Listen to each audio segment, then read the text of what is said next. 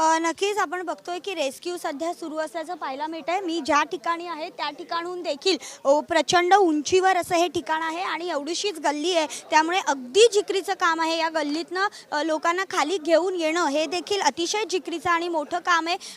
आता जे आपण ठिकाण बघतोय ते आपण बघतोय पण खूप वाईट परिस्थिती आहे।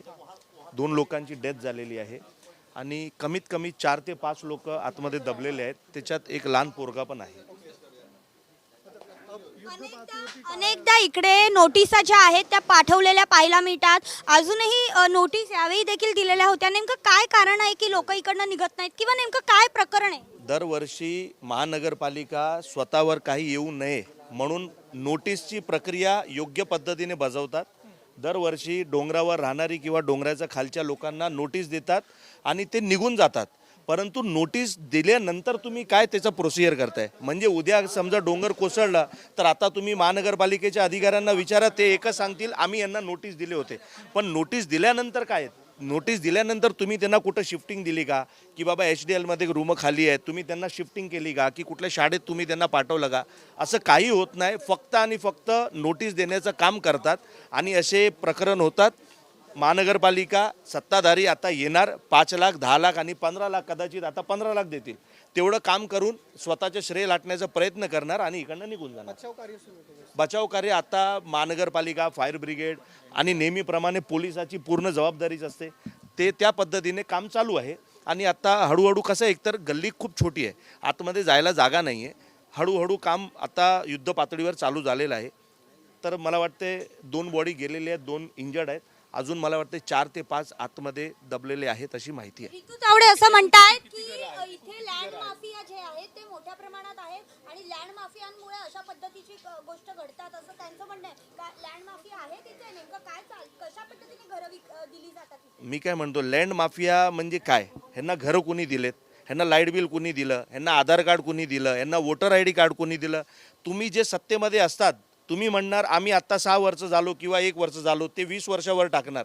पण शेवटी प्रक्रिया हेच असते की तुम्ही स्वतःच्या मतदानासाठी या लोकांना इथं बसवतात, गरीब लोक असतात, यांना काही लालच देऊन यांचे मतं घ्यायचे, हा एकदम परफेक्ट त्यांचा नेम असतो। परंतु फक्त आरोप करणं, स्वतःला कसं वाचवणं, यासाठी ऋतू तावडे चांगला उत्तर नेहमी देतात। तेही उत्तर तुम्हाला यावेळी दिलं असेल, पण हे विचारणार नाही महानगरपालिकेच्या अधिकाऱ्यांना की तुम्ही यांना नोटीस दिली, पण नोटीस दिल्यानंतर तुम्ही यांना शिफ्टिंग का नाही केलं, हा प्रश्न आहे। की यांना का इथं राहायला दिलं? धोकादायक होतं, जीव जाऊ शकतो, तुम्हाला माहिती होतं ना, तरी सुद्धा तुम्ही यांना इथं राहायला का दिलं? पत्रकार परिषदेत आयुक्त असं म्हणतात की लोक ऐकत नाहीत, आम्ही नोटिसा दिलेल्या आहेत, जबरदस्तीने खाली करायला गेलो तरी लोक ऐकत नाहीत, असं त्यांचं स्पष्टीकरण होतं। कशा पद्धतीने बघता? लोक मृत्युमुखी पडलेली आहेत कारण बघा कसं आहे, हे पल्ला झळकत आहेत। मला वाटतं की ज्या दिवशी प्रशासनाने ठरवलं की यांना खाली करायचं आहे तर पोलीस बळ कसं घेऊन येतात प्रत्येक ठिकाणी। आता मला सांगा, बँड्रामध्ये पोलीस नव्हती का? एवढे घरं ते जात नव्हती, पण खाली केलं ना, त्याच पद्धतीने यांना समजवून की बाबा त्यांचे 20, 25, 30 वर्ष इथे गेलेले आहेत, तर आता आम्ही तुम्हाला इथं राहायला घर देतोय, तुम्ही इकडे शिफ्टिंग करा, तुम्ही शाळेत राहा पावसाळ्यात, असं कुठली तुम्ही योजना दिली तर ते बाहेर जातील ना। बघा मला वाटतंय नुकसान आता तर एक 5-7 घरांवर, 6 घरांवर पडलाय, पण हा डोंगर अजून किती घरांवर कोसळणार ह्याची माहिती कुणाला आहे? आता सुद्धा धोकादायक आहे। तुम्हीच पत्र दिलंय ना, नोटीस दिली आहे की बाबा हे धोकादायक। माझं म्हणणं आहे की या लोकांना सगळ्यांना HDL मध्ये शिफ्टिंग करावी, या डोंगरावर राहणाऱ्या लोकांना, आणि त्यांना सुरक्षित जागेवर ऋतू तावडे आणि अश्विनी भिडे मॅडमनी डिसिजन घेतला पाहिजे आणि त्यांना शिफ्टिंग केली पाहिजे। नक्कीच आपण बघतोय की या ठिकाणी 6 घरांवर जे आहे ते दरड कोसळलेली पाहायला मिळते।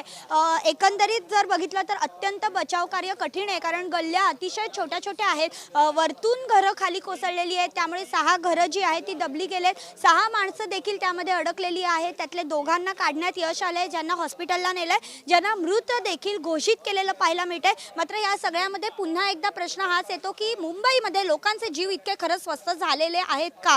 कारण अत्यंत आपण बघतोय की अत्यंत अनेक वेळेला सांगून सुद्धा महापालिका प्रशासनाकडनं कोणतीही कारवाई होत नाही असा आरोप इथले लोक करतात. आणि या ठिकाणची परिस्थिती जर बघितली तर अत्यंत दाटीवाटीने अशा या वस्त्या आहेत. त्यामुळे अक्षरशः लँड माफिया असतील किंवा मुळात प्रश्न देखील असे विचारले जातात की पाणी कसं मिळतं यांना, लाईट कसा मिळतो यांना, ह्याच्यावर देखील बंदी आणली तरी अनेक गोष्टी कमी होतील. हा देखील प्रश्न मुळात आहे की लाईट आणि पाणी ह्या दोन गोष्टी मूलभूत आहेत, यात कशा मिळतात. या सगळ्या अनधिकृत खरं तर वस्त्या आहेत आणि अनधिकृत पाण्याच्या लाईन सगळ्या आहेत. इथे आपण बघू शकतो की कशा पद्धतीने सगळ्या गोष्टींच्या जाळ्या ज्या आहेत वाहिन्यांच्या त्या झालेल्या आहेत. यामध्ये पाणी आहे, त्याचबरोबर लाईटच्या जाळ्या आहेत. आणि हे सगळं असताना वरती अनधिकृत घरं आहेत. एकीकडे तुम्ही पालिका म्हणून नोटीस देता, दुसरीकडे अशा पद्धतीच्या नळ जोडण्या देतात. आणि ज्यावेळेला कारवाई करण्याची वेळ येते त्यावेळेला जसं मनसेचे भानुशाली म्हणाले की बँड्रामध्ये जमीन जेव्हा रिक्लेमेशन करायची होती त्यावेळेला देखील तुम्ही पोलीस बळ केलात. आता रेल्वेची जमीन खाली केली तेव्हा देखील पोलीस बळाचा वापर केलात. मग या ठिकाणी पोलीस बळाचा वापर करता येत नाही का?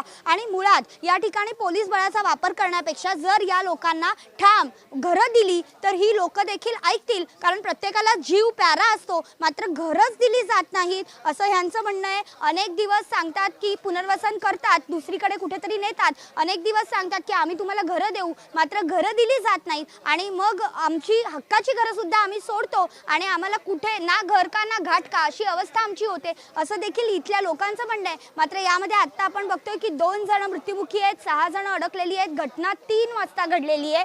3 ते आता जवळपास 7 वाजून गेलेले आहेत. 4 तास होऊन गेले त्या सगळ्या घटनेला. अजूनही लोक निघतात. आपण बघतोय एनडीआरएफ करतायत काम. सर काय सांगाल कशी परिस्थिती आहे सध्या? त्या ठिकाणी एनडीआरएफचे लोक, फायर ब्रिगेडचे लोक, पोलीस आणि स्थानिक नागरिक यांच्या मदतीने रेस्क्यू ऑपरेशनचं काम चालू आहे. फक्त ती नॅरो गल्ली आहे त्याच्यामुळं थोडंसं त्याच्यामध्ये अडचणी येत आहे. परंतु कमीत कमी तिथं 100 ते 200 लोक ते आपले वेगवेगळ्या टीमचे, पथकांचे आणि आणखीनही बाहेर वेगवेगळे, त्या व्यतिरिक्त पोलीसचे आणि इतर सामान्य नागरिक असे सगळे मिळून रेस्क्यू ऑपरेशन सुरू आहे. 2 मृतदेहांना आतापर्यंत बाहेर काढलेलं आहे. त्यांना राजेवाडी हॉस्पिटल या ठिकाणी पाठवलेलं आहे. त्याचबरोबर 1-2 जखमीसुद्धा त्या ठिकाणी गेलेले आहेत आणि आतमध्ये 3 ते 4 आणखीन लोक असण्याची शक्यता आहे. नाही, जे काही इमिजिएट एरिया आहे तिथले काही लोक आम्ही खाली केलेले आहेत. काही घरातल्या लोकांना विनंती करून आणि पोलिसांनी आणि कॉर्पोरेशनच्या लोकांनी विनंती करून त्यांना बाहेर काढलेलं आहे. त्याबाबत नागरिकांना समजावून सांगून प्रयत्न चालू आहे. साधारण किती टक्के हा संपूर्ण बचाव कार्य झालेला आहे? आतमध्ये नाही, आता ते प्रत्यक्षात पूर्ण होत नाही तोपर्यंत सांगता येणार नाही, परंतु अजून 3 ते 4 लोक असू शकतात. नक्कीच. तर आपण बघतोय की अजूनही 3 ते 4 लोक जी आहेत ती असू शकतात. अशा घटना होत आहेत. आता मुंबईमध्ये जेवढे लोकांचा जीव गेलाय ते सर्व चांदिवली विधानसभेमध्येच होत आहे. ह्याचा अर्थ कुठंतरी लोकप्रतिनिधी आणि प्रशासन हे झोपलेलं आहे. आता मेन हॉलमध्ये माणूस मेला ते चांदिवली विधानसभेत, झाड कोसळून एक माणूस गेला ते चांदिवली विधानसभेमध्ये, आता डोंगर कोसळून हे जे 5-7 लोकांचे मृत्यू होणार ते पण चांदिवली विधानसभेमध्ये. नक्कीच. तर आपण बघतोय की ह्यांचा आक्षेप आहे की ज्या गोष्टी घडतायत त्या सगळ्या चांदिवली विभागातच घडतायत. मात्र हे जरी खरं असलं तरी आता बघतोय की लोकांचे, मी म्हटलं तसं शुभम, की लोकांचे जीव जे आहेत ते आता मुंबईत स्वस्त झालेत का असा प्रश्न दर पावसाळ्याअंती आपण विचारतो. हाती काहीच लागत नाही. मात्र खरं बोलायचं झालं तर नोटिसा ज्या आहेत त्या दिलेल्या असताना देखील इथे अशा पद्धतीच्या जर घटना घडतायत तर कुठेतरी याला महापालिका प्रशासनच जबाबदार आहे असं देखील इथे एकंदरीत चित्र पाहायला मिळत आहे. आता हळूहळू आपण बघतोय की लोक खाली येत आहेत. अत्यंत गल्ली छोटी आहे. पोलीस देखील म्हणाले, आपण ऐकलं की गल्ली छोटी आहे, बचाव कार्य करणं अत्यंत कठीण जात आहे या सगळ्यामध्ये. आणि एकंदरीतच परिस्थिती प्रचंड इथे कठीण आहे. वरती जाण्याचा देखील इथे मार्ग जर आपण बघितला तर अत्यंत छोटी अशी गल्ली इथे पाहायला मिळते.